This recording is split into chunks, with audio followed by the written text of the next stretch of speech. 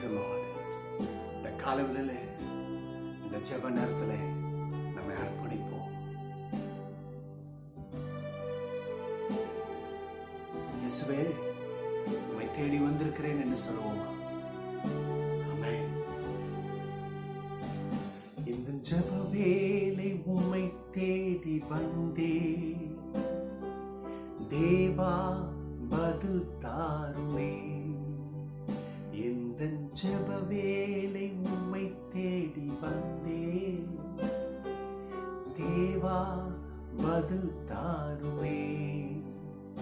எந்தன் கோட்டை எந்தன் தஞ்சம் நீரே, உம்மை நான் நாடி வந்தே. எந்தன் கோட்டை எந்தன் தஞ்சம் நீரே, உம்மை நான் நாடி வந்தே. ஆமென். நீர் என் கோட்டை, நீர் என் தஞ்சம் அப்பா. உங்ககிட்டதான் எனக்கு பதில் இருக்கு. நீர் என் நம்பிக்கை.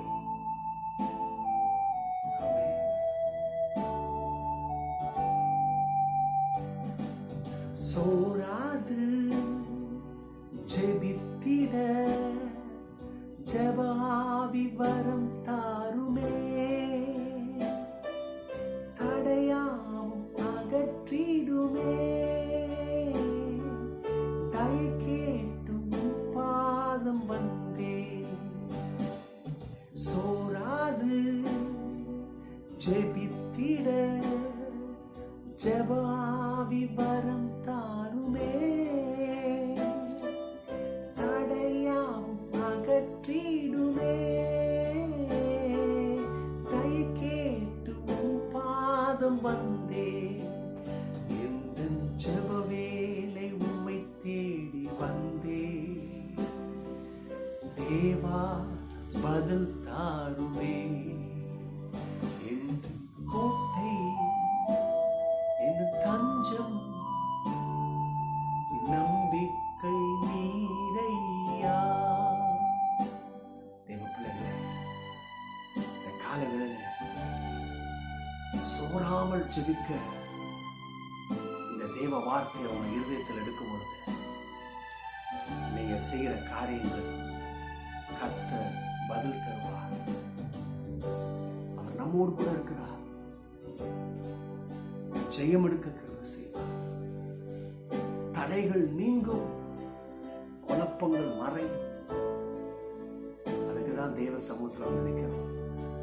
எந்த ஒரு மனுஷன் தேவ சமூகத்தை தேடுறானோ அங்க அவனுடைய ஜெயம் இருக்கிறது. இன்னைக்கு நம்ம எல்லாரும் தேவ சமூகத்தில் அர்ப்பணிச்சு, இயேசுவே நான் ஜெபிக்கிறேன். அது உங்களுடைய தடைகளாக இருக்கட்டும், உங்களுடைய முன்னேற்ற விஷயங்களாக இருக்கட்டும், உங்களுடைய பணப்பற்றாக்குறையாக இருக்கட்டும், சரீர குறைபாடுகளாக இருக்கட்டும், வியாதியா இருக்கட்டும், எதுவா இருக்கட்டும், தேவ சமூகத்துல சோர்ந்து போகாம, இயேசுவே நீர் என் பதில், நான் உம்மை நம்புவேன், நான் உம்மை தேடி வந்திருக்கிறேன், நீ பதில் தருவீர் என்று சொல்லி நம்புங்க. இன்னைக்கு கர்த்தர் பெரிய காரியத்தை செய்வார். இயேசுவே, பிள்ளைகள் அர்ப்பணிப்போடுகிற இந்த காலங்களிலே தங்களை அர்ப்பணிக்கும் பொழுது உங்களுடைய சகாயம் அவர்கள் மேல் இறங்கட்டும். உங்களுடைய செட்டைகளின் பாதுகாப்பு இறங்கட்டும். நேர் தஞ்சமானவர், உம்மை நாடி வந்தவர்களை கைவிட மாட்டேன். இன்றைக்கு உமது பிள்ளைகள் அற்புதத்தை பார்க்கட்டும். ஹல்லேலூயா. சோத்திரம் சோத்திரம் அப்பா, நீர் அப்படி செய்ய போவதற்கு நன்றி நன்றி. ஆமென் ஆமென். தேவ பிள்ளைகளை இன்னைக்கு விசேஷமாக ஒரு அற்புதமான வேத வார்த்தை எடுத்து நம்ம பார்ப்போம். உபாகமம் 32 அத்தியாயம் 4 வசனம் பாருங்க. எப்படி அந்த வசனம் வருது? அவர் கன்மலை, அவர் கிரியை உத்தமமானது, அவர் வழிகள் எல்லாம் நியாயம், அவர் நியாயக்கேடில்லாத சத்தியமுள்ள தேவன், அவர் நீதியும் செம்மையுமானவர். தேவ பிள்ளைகளே, இந்த பகுதியை பார்த்தீங்கன்னா ரொம்ப அற்புதமாக மோசே இந்த காரியத்தை சொல்கிறாரு.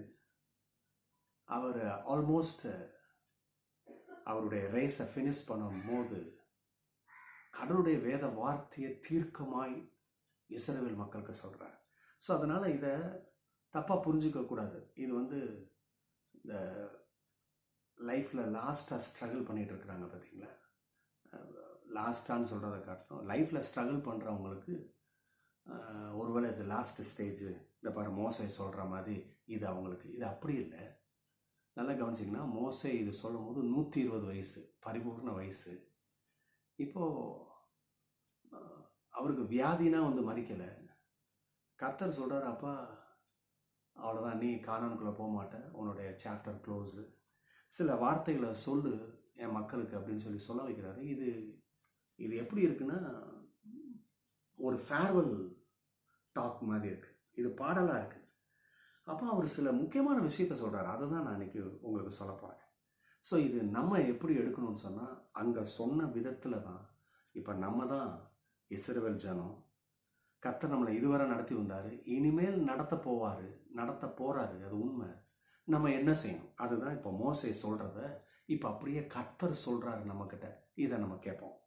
என்ன சொல்கிறாரு நீங்கள் கவனிச்சிங்கன்னா, இந்த 38ஆம் அதிகாரத்தில் இல்லையா, Israel to remember God's faithfulness even when they would face trials and temptation. அவர் சொல்கிற மிக முக்கியமான காரியம் இந்த வசனத்தில், இஸ்ரேல் மக்களே, நீங்கள் உங்கள் வாழ்க்கையில் ஒருவேளை பலவிதமான உபத்திரவங்கள், சில பிரச்சனைகளை நீங்கள் பார்க்க முடியும், சில விஷயத்துக்குள்ளே நீங்கள் கடந்து செல்லலாம். ஆனால் செல்லும் பொழுது தயவு செய்து கர்த்தர் உங்களுக்கு உண்மை உள்ளவர் என்பதை மறக்க வேண்டாம் என்று சொல்கிறார். தேவ பிள்ளைகளை இப்போ பாருங்கள், இது கரெக்டாக இப்போ ஆப்டாக அவங்களுக்கு புரியும் பாருங்கள். இன்றைக்கி நிறைய பேர் அவங்களுடைய பண கஷ்டம், தரித்திரம், கடன் பிரச்சனையிலே மாட்டிகிட்டு இருக்கிறாங்க. சில பேர் முன்னேற முடியல, வேலையில் அழுத்தம், தொழில் வளர்ச்சி இல்லை. சில பேர் பலவிதமான கஷ்டம், சரீரத்தில் குறைபாடு, doctors you are counting your டேஸ்ன்னு சொல்லியிருக்கலாம். எதுவாக இருக்கட்டும், ஆனால் கவனிங்க, இதை நீங்கள் தயவுசெய்து எப்படி எடுங்கன்னா, இது ஒரு ட்ரையல்ஸ், இது ஒரு டெம்ப்டேஷன், இது சோதனை. ஆனால் இது மத்தியில் கர்த்தர் உண்மை உள்ளவர் என்பதை மறக்காத. நீ அதை மறக்காமல் அதை திரும்பி நீ ஞாபகப்படுத்துவனா, அதை பார்ப்பனா, அதை நம்புவனா, அதை குறித்து எண்ணுவன்னு சொன்னால் நீ நன்மையை பார்க்க முடியும். இந்த சோதனையிலிருந்து, இந்த உபத்திரவத்திலிருந்து நீ தாண்ட முடியும். கழுத்தை பிடிக்கிற மாதிரி இருக்கு பற்றியா பிரச்சனை, இதை தாண்ட முடியும். அதுதான் இப்போ இஸ்ரேல் மக்கள்கிட்ட கன்வே பண்ணுறாரு. இங்கே பாருங்கள், நீங்கள் ப்ராமிஸ் லேண்டுக்குள்ளே போகிறீங்க, அங்கே போகும்போது சில விஷயங்களில் உபத்திரம் இதெல்லாம் வரலாம். ஆனால் தயவு செய்து எந்த காலத்துலேயும் நீங்கள் கர்த்தர் உண்மை உள்ளவர் என்பதை மறக்க வேணாம். God is faithful, is a faithful God. அவருடைய உண்மையை, அவருடைய வழிநடத்தலை நீ மறந்துடாத. செங்கடலை பிளந்தாரு, உனக்குன்னு மேகஸ்தம்பத்தை கொடுத்தாரு, அக்னி ஸ்தம்பத்தை கொடுத்தாரு, உன்னை போஷிச்சாரு, கண்மலையை பிளந்து தண்ணியை கொடுத்தாரு. இதெல்லாம் மறந்துடாத. எத்தனை பேருக்கு நான் சொல்றது விளங்குது? கடவுள் செய்ததை மறந்துட்டீங்க, உங்களை அதிகமாக தாக்கும். முதலாவது நெகட்டிவ் தாட்ஸ். இன்னைக்கு இந்த பிற்போக்கான எண்ணம் தாக்கி தான் அவன் சோர்ந்து போகிறான், தோத்து போகிறதுக்காக தான் காரணம். ரெண்டாவது மிக முக்கியமான காரணம், மோசஸ் வார்ன் பண்ணுறாரு இஸ்ரேல் மக்களை. Moses warn them not to forget who God is. கர்த்தர் யாருன்றத தயவுசெய்து மறந்துடாத. ஏன்னா அவருடைய இரக்கம், அவருடைய நியாயம் அற்புதமானது. அவருடைய இரக்கத்தில் தான் நீ நடத்தப்பட்ட, அவருடைய நியாயத்தில் தான் நீ படைச்ச. அவர் உனக்கு நியாயம் செஞ்சார். உனக்கு நிறைய பேர் அநியாயம் செஞ்சாங்க, உனக்கு சம்பளமே கொடுக்காம உன்னை அடிமைத்தனத்தில் வச்சுருந்தான். ஆனால் அன்னைக்கு ஓவர் நைட்டு சம்பளம் கிம்பளம் எல்லாம் கொடுத்தாரு. அந்த பொல்லாத மனுஷங்கிட்ட இருந்து, அந்த ராஜ்யத்திலிருந்து உன்னை தப்பு வைத்தாரு. அப்போ கர்த்தர் நியாயம் செஞ்சாரு, அப்போ கர்த்தர் இறங்கினாரு. என்ன பண்ணு, தயவு செய்து இதை மறக்காத. வார்ன் பண்ணுறாரு மோசஸ். அப்படி லிட்ரலாக தயவு செய்து என்ன பண்ணு, மறந்துடாத. இன்னைக்கு அதை தான் சொல்கிறேன், தயவு செய்து மறக்காதீங்க. அவருடைய இரக்கத்தை மறக்காதீங்க. அவர் உங்களுக்கு எனக்கு நியாயம் செஞ்சாரே. நல்லா கவனிங்க, நம்ம இருந்த கேட்டகரி பேலியாளின் பிள்ளைகளாக இருந்தோம். அதில் இருந்து அவர் ரத்தத்தை சிந்தி நம்மளை அவருடைய பிள்ளையாக மாற்றினார். இது எப்படி நடந்தது? அவருடைய இரக்கம். இன்றைக்கி நிறைய பேர் நான் தான் கரெக்டு இல்லையா, நான் செய்கிறது தான் கரெக்டு, இது இப்படியாக்கும். இல்லை, அது வரை நீ தேவனுடைய கிருபையை நீ பார்க்க போகிறதில்ல. என்னைக்கு இல்லை எனக்கு கர்த்தர் அவசியம் இல்லையா, அறிவு ஆற்றல் எல்லாத்தையும் மூட்டை கட்டி வச்சுட்டு அவருடைய கிருபையை பார்க்குறேன்னா, இரக்கத்தை பார்க்குறேன்னா, உனக்கு நன்மை வரப்போகுதுன்னு அர்த்தம். நீ ஜெயம் எடுக்க போகிறன்னு அர்த்தம். அப்போ கவனிங்க, இன்றைக்கி அநேகர் இதை மறந்துடுறாங்க. இன்றைக்கி அதனால தான் அந்த காலையில் உங்களை வார்ன் பண்ணுறேன். இன்றைக்கி காலையில் நீ போய் சில விஷயத்தை செய்ய போகிற, எதில் செய்ய போகிற, அவருடைய இரக்கத்தை கொஞ்சம் பாரு, அவருடைய நியாயத்தை பாரு. எனக்கு கர்த்தர் நியாயம் செய்வார்னு பாரு. உன் திறமை, உன் பேச்சு இல்லையா, உன்கிட்ட இருக்கிற படிப்பு, உனக்கு இருக்கிற ஆள் பலம் இல்லை, அதில் நின்னா நீ தோற்று போகுது நிச்சயம். தயவுசெய்து மறக்காதீங்க, அவர் இரக்கத்தில் தான் நீ பிழைப்ப, உன் சந்ததி பிழைக்கும், வர்ற சந்ததியும் பிழைக்கும். எத்தனை பேருக்கு நான் சொல்கிறது விளங்குது?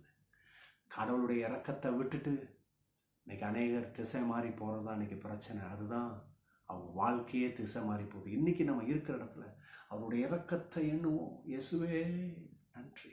கடைசியாக த ராக் என்று சொல்லி இதை வருது இல்லையா, எப்படி வருது இந்த வசனத்தை நாளைக்கு இன்னும் டீட்டெயிலாக நம்ம பார்ப்போம். அவர் கண்மலை அப்படின்னு ஆரம்பிக்கிறார். அப்போ பாருங்கள், ராக்கு இது எதை சிம்பிள் பண்ணுதுன்னா, இது எதை அடையாளப்படுத்துதுன்னா, of stability. The rock a symbol of stability. அப்படி நிற்கிறது, நிலச்சி நிற்கிறத காமிக்குது. ரெஃப்யூஜ், அது நமக்கு அடைக்கலத்தை காமிக்குது. அண்ட் ஸ்ட்ரென்த், அது நம்முடைய பலனை காண்பிக்குது. Is an unshakable world. இந்த உலகத்தில் அசையாமல் நிற்க முடியும். அவர் என் கண்மலன்ற ஒரு உறுதி நம்மக்கிட்ட வந்துருச்சுன்னா நம்ம ஸ்டெபிலிட்டி கரெக்டாக இருக்கும். நமக்கு அடைக்கலமாக இருப்பார் கர்த்தர், நமக்கு பலமாக இருப்பார். இன்னைக்கு தயவு செய்து இந்த 3 காரியத்தை மறக்காதீங்க. உங்களுடைய வாழ்க்கையில் நீங்கள் கர்த்தரை பார்க்க முடியும். இன்னைக்கு நீங்கள் அதிசயத்தை பார்ப்பீர்கள். God bless you. Bye bye.